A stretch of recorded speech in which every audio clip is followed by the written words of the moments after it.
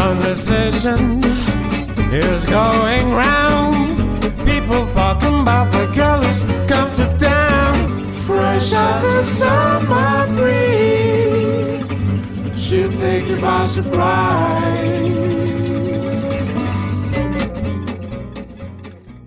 Good morning and welcome to another episode of Freshwaves here at Whistle FM, Stouffville's community radio station. I'm your host, Bren Masson. Working the board today, we have the one and only Jason Rumball. Good morning, Jay. Good morning, Bren. How are you? I'm great, thank you. And how are you? I'm doing good. I'm back again. You're back again? I'm so happy to have you behind the board. We missed you last week. Great to be back. Yeah, I had a important thing to do last week, a hot date downtown. So a hot date downtown with a female doctor. That's right, a female surgeon, yeah. Mm-hmm. Now, you wouldn't be saying that if it was a male doctor. No, I wouldn't, no. Okay, so we're just saying that you had a good encounter with a really competent surgeon who installed a fistula. Installed a fistula, and unfortunately it's not working quite right, so might have to have the surgeon have a look at it and get it going, working properly. So.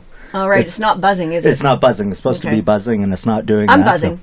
Are you? Okay. Yeah. I'll pass on some buzzing over to you, and hopefully it'll fix it all up. Oh, for sure. Okay.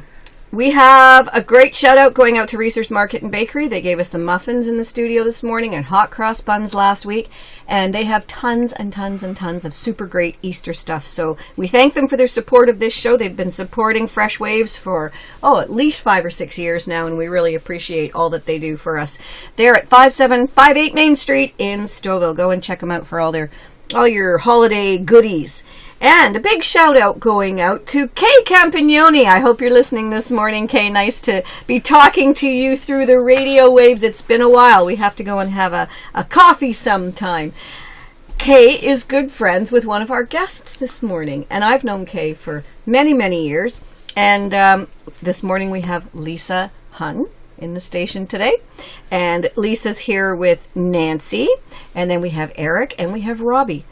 Today we're talking about organ donation because it's Organ Donation Awareness Month in Canada, and this is part 2 of our 4-part series. It's a fabulous show to do. We want to spread the word of organ donation. We want to be respectful of the fact that it's actually easy to say, wow, this is such a great thing, and not remember the fact that many times someone, even a young person, a child, has to pass away for these organs to be passed on. So we want to be very respectful of that. And at the same sense saying, I heard someone say this morning on a TED Talk about organ donation that I was listening to, and they were in the United States, but they said, heaven doesn't need your organs. We need them here on earth. So please leave them behind when you go. And I think it's a wonderful sentiment. I really do. I mean, someone can give someone else the life that they themselves were unable to have while they were here.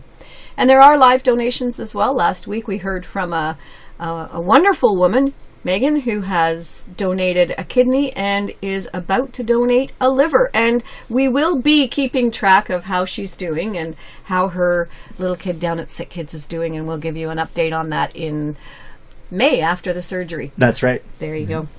Okay, so let's get on with the stories of the people that are here in the studio today. Eric, we had you on last year. That's correct. And you are a lung recipient. I am. Double lung recipient, yes. Wow. Yeah. And here you are again this year talking to us. And I'm still here. And I'm so happy that you're still here. Yeah, thank you. Thank you. Because if you were on the donation list, you probably wouldn't be here. That's right.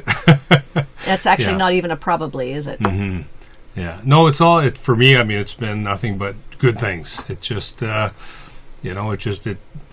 just happened, and it's worked out well, for me. I know others it hasn't worked out quite as well, but in my case, it's worked out exceptionally well. So I've had just straight uphill from the time I had received the lungs in August of 2016, and it's just everything's been going in the right direction. So okay, got so my life back. Tell us a little bit about why you needed a lung transplant. Well, I started getting sick I noticed strange things happening to me where I was fatigued and low energy and swelling in different parts of my body and digestive problems, and it was all related to a disease called scleroderma, which I didn't know.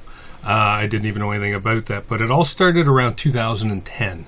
and I didn't get diagnosed until 2012, so 2 years later. It took a long time to get the diagnosis, which was somewhat problematic. Not really sure if being diagnosed earlier would have helped and slowed the disease down, or even kept it at bay for a bit longer. But chances are it probably wouldn't have. But anyway, so that it was it's very aggressive disease. I still have the disease, and then from 2012 to 2016, when I received the lung transplant, I mean my lung function, my body weight, everything, my whole, all my organs, everything decreased a lot, and I was really down to about 6 months left to live. You need to get lungs or you're not going to live any longer. So with me, it was very aggressive. Some people with scleroderma can live a long life, and it's not that aggressive. It doesn't do damage to their organs. But with me, it did, and anyway, I got lucky, and I got the right lungs, and everything worked out, and here I am today, and doing all. So when you were on the transplant list, and they look for a match just like they do with a kidney or any other kind of a situation, and they just called you and said, "Hey, buddy." When I got to the stage of where I needed to be put on the list, so they kept an eye. They watched me close for several years. So once they knew eventually I'd probably need to get lungs, because the way my lung function was dropping off. So over from 2012 from the diagnosis, and so I was going to Toronto General in the lung program down there. So they kept a close eye on me down there, and it's a great program down there. Great people, great doctors. It's just wonderful. I couldn't say enough good things about the program at Toronto General. So it's the 7th top hospital in the world. Absolutely. Toronto General. Yeah, wow. So it's just fantastic. So they kept a close eye and watched and tried different medications, different treatments to try and slow the disease down or hopefully keep it at bay, and it didn't. So it came to the point where I needed lungs, and so they didn't want it to happen just all at once. They wanted to make sure everything was in checks and balances were in place, so to get listed, so the rest of your body's still strong enough to take the to accept an organ. So before I got too bad, they wanted to get me listed, and so it still was a bit surreal when that happened. And so that was in January of 2016. I said, can I wait a few months before I get listed so I can do it? Because once you get listed, you can't leave the city. You have to be close by. So because you can't be sort of in Bora Bora. That's right. Well, I kind of wanted to make one last trip with the buddies, go down south, go golfing, do that sort of thing. So they reluctantly agreed to do that. And then when I came back in March, I had a huge drop in my lung function. And then they were quite concerned that I wouldn't be able to accept the transplant. Oh. So they had to do a bunch of testing, and it turned out everything was fine. But I was in dire need of lungs. They basically put me to the top of the list at that point, and I waited 10 days and I got the call. So that's how quick it came with me. Wow. So from listing, yes, very lucky. And that I had a match too. So and then it all worked out. So in August of 16 I had the transplant, and 6 months later I was back down south golfing again. So it's a fine line for any organs that you do receive, being sick enough to get them and well enough to go under surgery, whatnot. So yes, we are sick, like you said, and you can only push it so far to being sick before you actually need that organ. But then you have to be healthy enough to be able to do the surgery too. So it's a fine line as to what the sickness and how far your sickness can go. Yeah, it's an interesting situation, because I guess you have to be healthy enough to undergo that kind of surgery. That's major surgery. Well, most organ transplant surgery is major surgery. That's right. Yeah, you make it look easy because you're sitting here and you got all that nice pink skin and you're laughing and talking and everything. So it must have been a breeze, but I'm sure it wasn't a breeze. Although, how did it feel when you woke up? Initially, it feels your whole body's kind of in trauma, but 3 days later, I was up. I was actually walking the second day. So from that point on, everything was going uphill. The first day, breathe. Did you feel like, breathe. Oh my goodness. The breathing was amazing, almost right from the get-go with me. They took the oxygen off within a few hours, and I was breathing on my own, and that felt just awesome. You were conscious of, this feels good, I can breathe. This feels good, I can breathe. Wow. Yeah. I mean, from grasping for air for so long. From walking, living in a bungalow, just walking from your bedroom to your kitchen, and you have to stop several times, and you have to plan every step so you don't have to go back and repeat it. Oh, wow. It was very difficult. So, and And my then you kids wake up were and you knew that you could. yes, Wow. yeah, that just absolutely surreal, and it's just amazing. So, I say for me, it's been a great experience, and yeah, I just can't say enough good things about it. So, Wow. yeah. Now, Robbie, you had a lung transplant as well. Double lung, yes. Double lung. Rented lips take 2. Double lung. So how was it the same with you when you woke up? You thought, I can breathe? I don't remember waking up. I had a terrible experience with rejection. Oh, that's too bad. Yeah, and it took quite a while for them to get me out of the rejection. I actually ended up dying 3 times. You died 3 times. Yeah, they call it Wow. a clinical death where the heart stops. So it didn't like the lungs that you got, even though they were supposed to be a match. Yeah. But we're getting along pretty good now. Yeah? Yeah. You figured out how to work this relationship out. Yeah, well, we went through 2 bouts of rejection. And then after that, I've had no rejection. Wow. That's amazing. Yeah. So there are complications that can arise, just like with anything, I imagine. Oh, absolutely. One of the complications I had was carbon. When you breathe out, it's carbon dioxide. I had carbon dioxide poisoning, and I think I didn't breathe for about 3 minutes, and they had to try all these different maneuvers to try and get the carbon dioxide out and the oxygen in, and I ended up going on a machine called the ECMO machine, where they pump oxygen and blood through your body. It was like a 500 RPM. Wow. Yeah. They want that going in there fast. Yeah. It was crazy.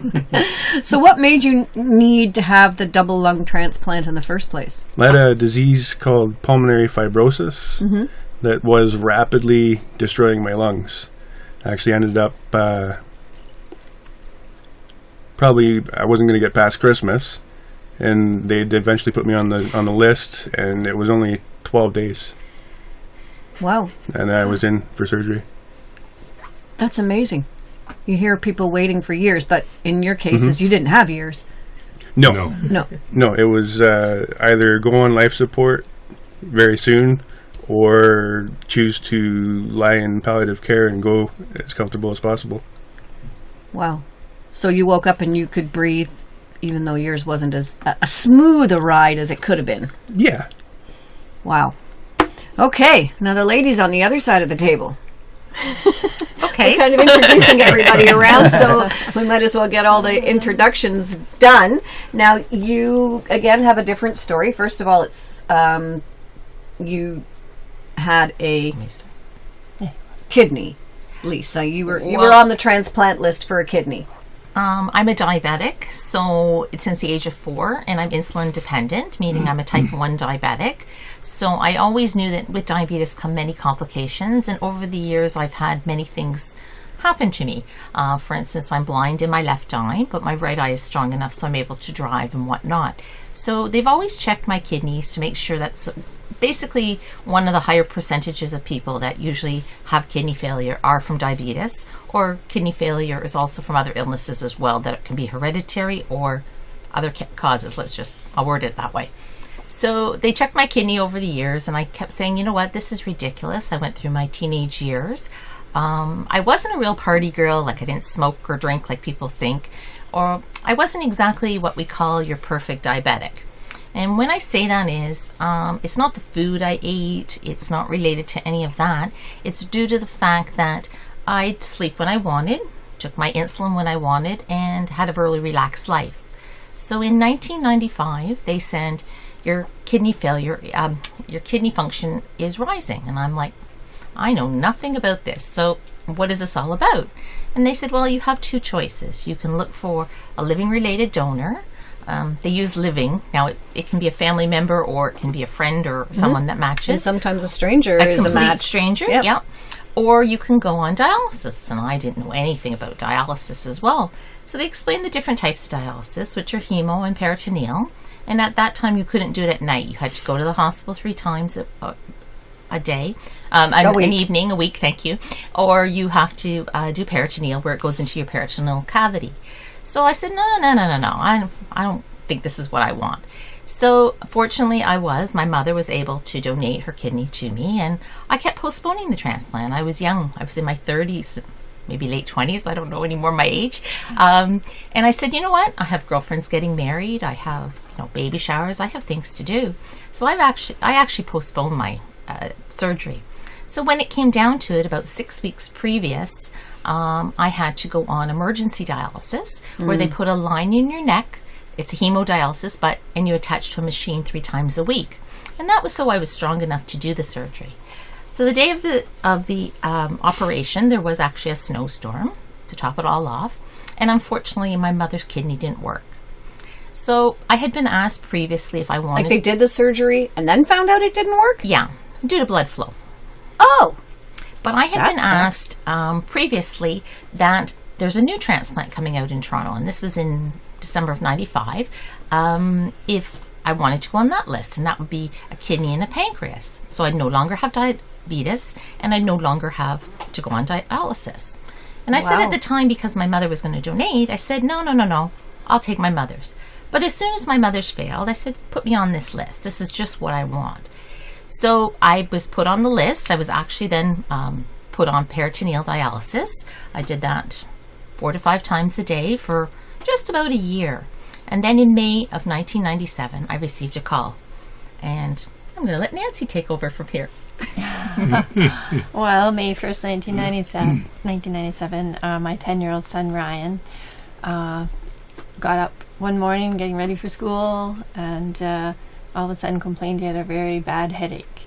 And he said, I'm going to go upstairs and lie down. And so when I got up there, I realized this was not a normal headache. He said, Mom, you got to get me to the hospital. And his dad happened to be home that day. We rushed him up to South Lake, where he's unconscious by the time he got there. And wow. We rushed him in, and we heard them calling code blue pediatric, and we knew it was for Ryan. Wow. And so they sent him down to sick kids, and by 3:00 in the afternoon, the doctor came to us and told us he was brain dead, and he'd had what they called a vascular malformation. So probably when he was born with weak vessels in his brain, and one of them just burst, kind of like an aneurysm, and the bled into the brain, and there's really nothing they could do. The doctor said there was nothing they could do.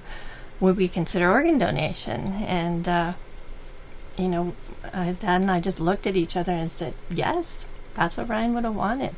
It was a month before that he had been signing his donor card when the insurance or the license came, I guess.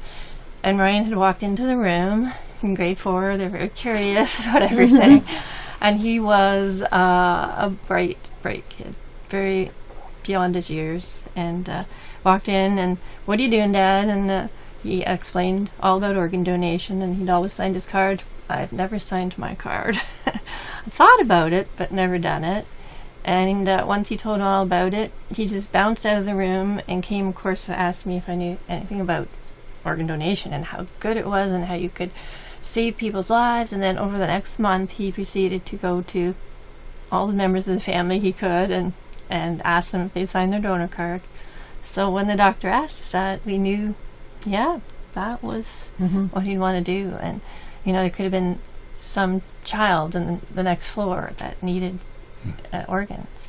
And he helped to save 11 people, or helped them to have a better life. Wow. So Lisa received a kidney pancreas, which it's all anonymous, and it's just a fluke that we know each other. And Nancy wrote a letter. I'll clarify this. Nancy wrote a letter. Basically, I had written a letter to Nancy and Dale, and they had written back to me. And you're writing this not knowing that who the other person is. No, it goes through Trillium Gift of Life. It is all anonymous. It goes in envelopes, and basically, if you wish to open it, it's a big procedure, really. But what had happened is, and I hate to say this, that Trillium Gift of Life didn't screen my letter very well. So what they did was, I felt like I was a school child. They took liquid paper, and they liquid papered part of it on one side, but didn't liquid paper it on the opposite side, so I could read what Nancy had written in the letter to me, so I could put information together.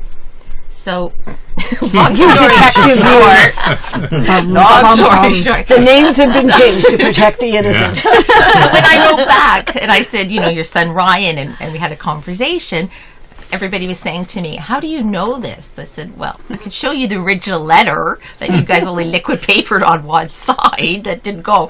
So anyways, Nancy had written me a letter, and in the letter was Ryan's a poem that is on Ryan's grave. And basically, I had forgot that it was there. I usually went after work and picked it up because Toronto General was close to where I worked at the time. I used to work for Bell downtown. And I forgot. So I came home and I said to my husband, let's just take a ride after. Well, little did we know that there'd be a news article appearing the next morning in the paper that described the individuals that Ryan saved and that they were going to receive the gift of life at the hospital for sick children. So I went to work Monday morning. And I basically, I have very good family support and whatnot. And I went to work and I basically said, I'm going over. And they're like, oh, okay. Did you arrange your shift? How are you doing this? I'm like, no, I'm just leaving for a while. So even my manager at the time was very supportive. And she said, do you want me to come? And I'm like, no, I think this is something I want to do on my own. I mean, it's a very hard position. Not many people have that opportunity. Is it the right time? So it was very hard to describe, actually, really, and put into words. But you were going to go over to sick kids. I was going to go over to sick kids And see the ceremony. and see the ceremony. Getting a medal that day. Yeah. Go ahead. Sorry. See, I do this all. I was just going to say, so we had name tags on because we were going to be going up, and Lisa came and stood beside my husband at the time. Sorry. Yes. And she kind of leaned in and she said, I think I have your son's kidney and pancreas. That's subtle. That's subtle.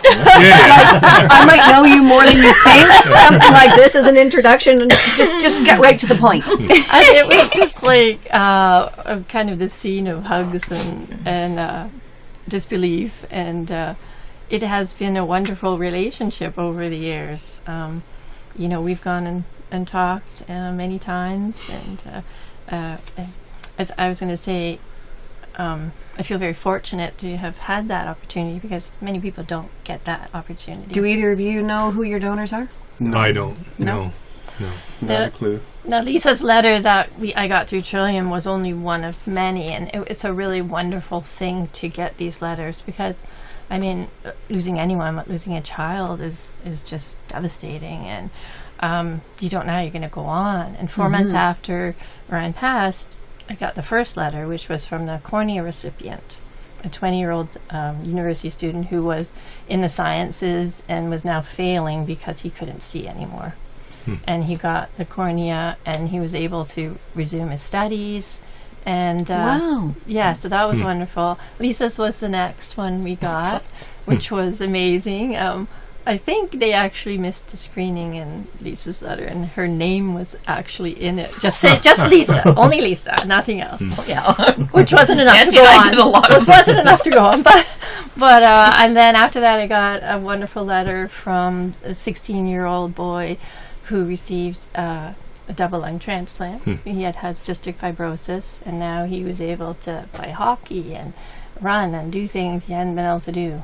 And a young woman a 40-year-old woman received his liver. So she was able to look after her kids now.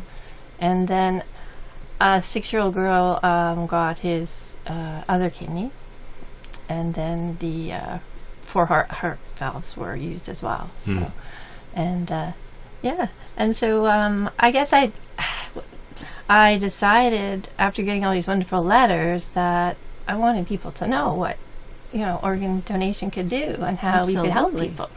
So I guess the following year it was Organ Donor Awareness Week, and I decided to write to the papers. The local paper in Aurora, where we were living, and then the Star and the Sun, I guess it was, and the Star. The lady had asked me about the poem. Was there anything inscribed in the tombstone? And I'd said, well, this poem my son had written, and so she put it on the front page of the paper. So Lisa's mom, They matched it from the letter, and they knew for sure. Everything. Right? That was the other thing that. Isn't that something? Well, yeah. we're going to continue that story when we get back from our first break here. You're listening to Fresh Waves on Whistle FM. I'm your host, Bren Massond. We're talking about organ donation for Organ Donation Awareness Month. We will be right back after this short break, so stay tuned.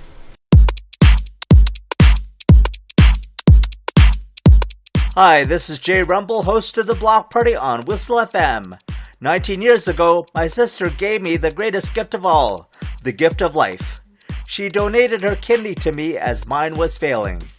I am alive today because of organ donation. April is Organ Donation Awareness Month in Canada. Please go to beadonor.ca and register to be a donor today. That's beadonor.ca.